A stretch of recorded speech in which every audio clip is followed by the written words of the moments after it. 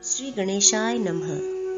कृष्णाय वासुदेवाय हरिये परमात्मने प्रणतः कलेशनाशाय गोविंदाय नमो नमः। आज से हम पद्म पुराण के अनुसार माघ महात्म्य शुरू कर रहे हैं, जिसका पहला अध्याय आज हम करेंगे। तो चलिए शुरू करते हैं।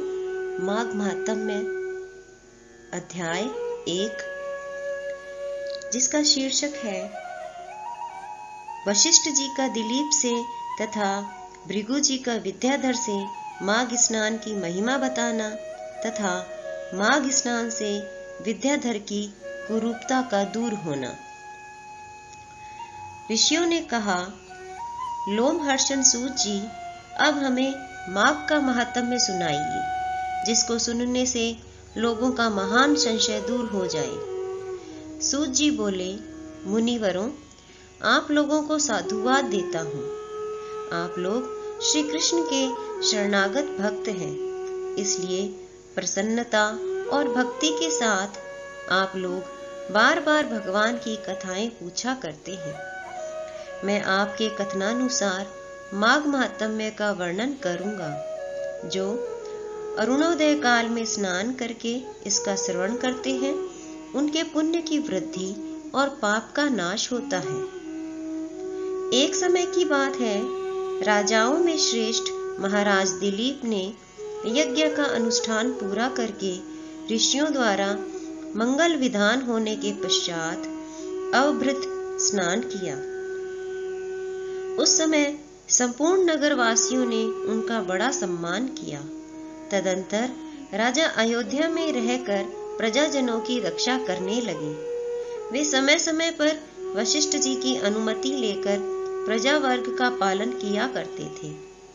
एक दिन उन्होंने वशिष्ठ जी से कहा, भगवन, आपके प्रसाद से मैंने आचार, दंड नीति, नाना प्रकार के राजधर्म, चारों वर्णों और आश्रमों के कर्म, दान की विधि, यज्ञ के विधान, अनेकों व्रत, उनके उद्यापन तथा भगवान विष्णु की आराधना आदि के संबंध में बहुत कुछ सुना है।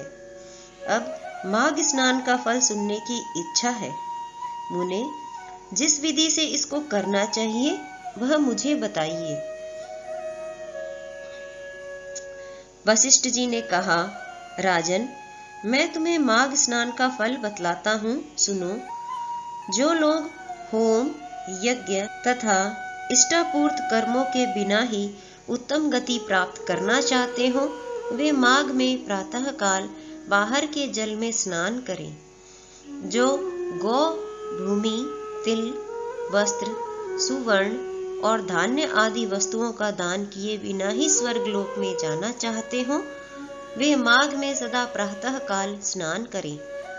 जो 3-3 रात तक उपवास, कृष्ण और पराग आदि व्रतों के द्वारा अपने शरीर को सुखाए बिना ही स्वर्ग पाना चाहते हो, उन्हें भी माघ में सदा प्रातः काल स्नान करना चाहिए। वैशाख में जल और अन्न का दान उत्तम है। कार्तिक में तपस्या और पूजा की प्रधानता है तथा माघ में जप, होम और दान, ये 3 बातें विशेष हैं। जिन लोगों ने माघ में प्रातः स्नान, नाना प्रकार का दान और भगवान विष्णु का स्तोत्र पाठ किया है, वे ही दिव्य धाम में आनंद पूर्वक निवास करते हैं। प्रिय वस्तु के त्याग और नियमों के पालन से माघ सदा धर्म का साधक होता है और अधर्म की जड़ काट देता है। यदि सकाम भाव से माघ स्नान किया जाए तो उससे मनोवांछित फल की सिद्धि होती है और निष्काम भाव से स्नान आदि करने पर वह मोक्ष देने वाला होता है। निरंतर दान करने वाले, वन में रहकर तपस्या करने वाले और सदा अतिथि सत्कार में संलग्न रहने वाले पुरुषों को जो दिव्य लोक प्राप्त होते हैं, वे ही माघ स्नान करने वाले को भी मिलते हैं। अन्य पुण्यों से स्वर्ग में गए हुए मनुष्य पुण्य समाप्त होने पर वहां से लौट आते हैं, किंतु माघ स्नान करने वाले मानव कभी वहां से लौटकर नहीं आते। माघ स्नान से बढ़कर कोई पवित्र और पाप नाशक व्रत नहीं है। इससे बढ़कर कोई तप और इससे बढ़कर कोई महत्वपूर्ण साधन नहीं है। यही परम हितकारक और तत्काल पापों का नाश करने वाला है।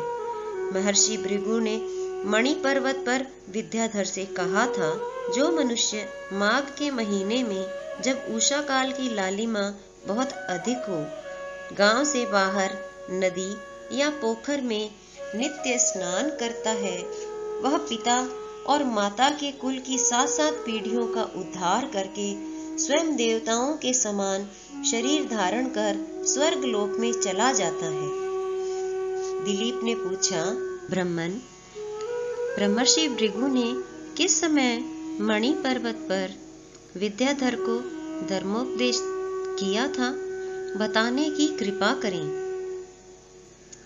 वशिष्ठ जी बोले, राजन, प्राचीन काल में एक समय 12 वर्षों तक वर्षा नहीं हुई। इससे सारी प्रजा उद्विग्न और दुर्बल होकर दशों दिशाओं में चली गई।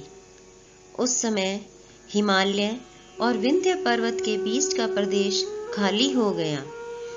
स्वाहा, स्वधा, वष्टकार और वेदाध्ययन सब बंद हो गई। समस्त लोक में उपद्रव होने लगा। धर्म का तो लोप हो ही गया था, प्रजा का भी अभाव हो गया। भूमंडल पर फल, मूल, अन्न और पानी की बिल्कुल कमी हो गई। उन दिनों नाना प्रकार के वृक्षों से आच्छादित नर्मदा नदी के रमणीय तट पर महर्षि भृगु का आश्रम था। वे उस समय आश्रम से शिष्यों सहित निकलकर हिमालय पर्वत की शरण में गए। वहां कैलाशगिरी के पश्चिम में मणिकूट नाम का पर्वत है, जो सोने और रत्नों का ही बना हुआ है। उस परम रमणीय श्रेष्ठ पर्वत को देखकर अकाल पीड़ित महर्षि भृगु का मन बहुत प्रसन्न हुआ और उन्होंने वहीं अपना आश्रम बना लिया। उस मनोहर शैल पर वनों और उपवनों में रहते हुए सदाचारी भृगु जी ने दीर्घ काल तक भारी तपस्या की। इस प्रकार जब ब्रह्मर्षि भृगु जी वहां अपने आश्रम पर निवास करते थे, एक समय एक विद्याधर अपनी पत्नी के साथ पर्वत से नीचे उतरा। वे दोनों मुनि के पास आए और उन्हें प्रणाम करके अत्यंत दुखी हो एक और खड़े हो गए। उन्हें इस अवस्था में देखकर ब्रह्मर्षि ने मधुर वाणी से पूछा, विद्याधर, प्रसन्नता के साथ बताओ, तुम दोनों इतने दुखी क्यों हो? विद्याधर ने कहा, द्विज श्रेष्ठ, मेरे दुख का कारण सुनिए। मैं पुण्य का फल पाकर देवलोक में गया। वहां देवता का शरीर, दिव्य नारी का सुख और दिव्य भोगों का अनुभव प्राप्त करके भी मेरा मुंह बाग का सा हो गया। न जाने यह किस दुष्कर्म का फल उपस्थित हुआ है। यही सोच सोचकर मेरे मन को कभी शांति नहीं मिलती। ब्रह्मन, एक और भी कारण है जिससे मेरा मन व्याकुल हो रहा है। यह मेरी कल्याणमय पत्नी बड़ी मधुर भाषिणी तथा सुंदरी है। स्वर्ग लोक में शील, उदारता, गुण समूह, रूप और यौवन की संपत्ति द्वारा इसकी समानता करने वाली एक भी स्त्री नहीं है। कहाँ तो यह देवमुखी सुंदरी रमणी और कहाँ मेरे जैसा व्याघ्रमुख पुरुष। ब्रह्मन, मैं इसी बात की चिंता करके मन ही मन सदा जलता रहता हूँ। भृगु जी ने कहा, विद्याधर श्रेष्ठ, पूर्व जन्म में तुम्हारे द्वारा जो अनुचित कर्म हुआ है वह सुनो। निषिद्ध कर्म कितना ही छोटा क्यों न हो, परिणाम में वह भयंकर हो जाता है। तुमने पूर्व जन्म में माघ के महीने में एकादशी को उपवास करके द्वादशी के दिन शरीर में तेल लगा लिया था। इसी से तुम्हारा मुंह व्याघ्र के समान हो गया। पुण्यमयी एकादशी का व्रत करके द्वादशी को तेल का सेवन करने से पूर्व काल में इलानंद पुरूरवार को भी कुरूप शरीर की प्राप्ति हुई थी। वे अपने शरीर को कुरूप देख उसके दुख से बहुत दुखी हुए और गिरिराज हिमालय पर जाकर गंगा जी के किनारे स्नान आदि से पवित्र हो प्रसन्नता पूर्वक कुशासन पर बैठे। राजा ने अपनी संपूर्ण इंद्रियों को वश में करके हृदय में भगवान का ध्यान करना आरंभ किया। उन्होंने ध्यान में देखा भगवान का श्री विग्रह नूतन नील मेघ के समान श्याम है। उनके नेत्र कमल दल के समान विशाल है। वे अपने हाथों में शंख, चक्र, गदा और पद्म धारण किए हुए हैं। उनका श्री अंग पीतांबर से ढका है। वक्ष स्थल में कौस्तुभ मणि अपना प्रकाश फैला रही है तथा वे गले में वनमाला धारण किए हुए हैं। इस प्रकार श्री हरि का चिंतन करते हुए राजा ने प्राणवायु के मार्ग को भीतर ही रोक लिया और नासिका के अग्रभाग पर दृष्टि जमाए कुंडलिनी के मुख को ऊपर उठाकर स्वयं सुषुम्ना नाड़ी में स्थित हो गए। इस प्रकार 1 मास तक निराहार रहकर उन्होंने दुष्कर तपस्या की। इस थोड़े दिनों की तपस्या से ही भगवान संतुष्ट हो गए। उन्होंने राजा के 7 जन्मों की आराधना का स्मरण करके उन्हें स्वयं प्रकट हो प्रत्यक्ष दर्शन दिया। उस समय माघ शुक्ल पक्ष की 12वीं तिथि थी। सूर्य मकर राशि पर स्थित थे। भगवान वासुदेव ने बड़ी प्रसन्नता के साथ चक्रवर्ती नरेश पुरूरवा पर शंख का जल छोड़ा और उन्हें अत्यंत सुंदर एवं कमनीय रूप प्रदान किया। वह रूप इतना मनोहर था जिससे देवलोक की नायिका उर्वशी भी आकृष्ट हो गई और उसने पुरूरवा को पति रूप में प्राप्त करने की अभिलाषा की। इस प्रकार राजा पुरूरवा भगवान से वरदान पाकर कृतकृत्य हो अपने नगर में लौट आए। विद्याधर, कर्म की गति ऐसी ही है, इसे जानकर भी तुम क्यों खिन्न होते हो? यदि तुम अपने मुख की कुरूपता दूर करना चाहते हो तो मेरे कहने से शीघ्र ही मणिकूट नदी के जल में माघ स्नान करो। वह प्राचीन पापों का नाश करने वाला है। तुम्हारे भाग्य से माघ बिल्कुल निकट है। आज से 5 दिन के बाद ही माघ मास आरंभ हो जाएगा। तुम पौष के शुक्ल पक्ष की एकादशी से ही नीचे वेदी पर सोया करो और 1 महीने तक निराहार रहकर तीनों समय स्नान करो। भोगों को त्याग कर जितेंद्रिय भाव से तीनों काल भगवान विष्णु की पूजा करते रहो। विद्याधर श्रेष्ठ, जिस दिन माघ शुक्ल एकादशी आएगी उस दिन तक तुम्हारे सारे पाप जलकर भस्म हो जाएंगे। फिर द्वादशी के पवित्र दिन को मैं मंत्रपूत कल्याणमय जल से अभिषेक करके तुम्हारा मुख कामदेव के समान सुंदर कर दूंगा। विद्याधर, माघ के स्नान से विपत्ति का नाश होता है और माघ के स्नान से पाप नष्ट हो जाते हैं। माघ सब व्रतों से बढ़कर है तथा यह सब प्रकार के दानों का फल प्रदान करने वाला है।